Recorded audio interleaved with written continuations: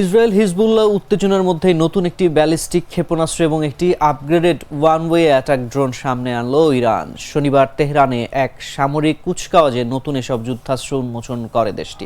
রাষ্ট্রীয় বার্তা সংস্থা IRN এর তথ্য মতে সলিড ফুয়েলে চালিত নতুন জিহাদ ক্ষেপণাস্ত্রটি ইরানের বিপ্লবী গার্ডের মহাকাশ বিভাগ থেকে নকশাও তৈরি করা হয়েছে। এটির অপারেশনাল রেঞ্জ 1000 কিলোমিটার। উন্মোচন করা আরেক যুদ্ধাস্ত্র শাহেদ ON-36B ড্রোন হল শাহেদ ON-36 এর একটি আপগ্রেডেড সংস্করণ। নতুন ড্রোনটিতে বাড়তি কিছু বৈশিষ্ট্য রাখা হয়েছে এবং এর অপারেশনাল রেঞ্জ 4000 কিলোমিটার বা 2500 মাইলেরও বেশি।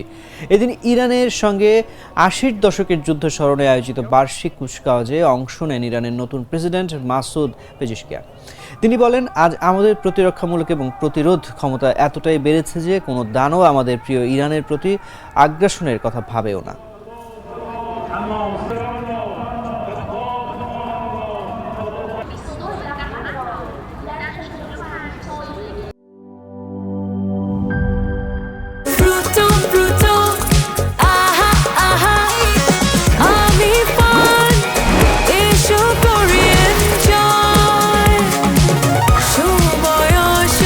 প্রাণ ফ্রুটো, সময় অসময় ফ্রুটোময়।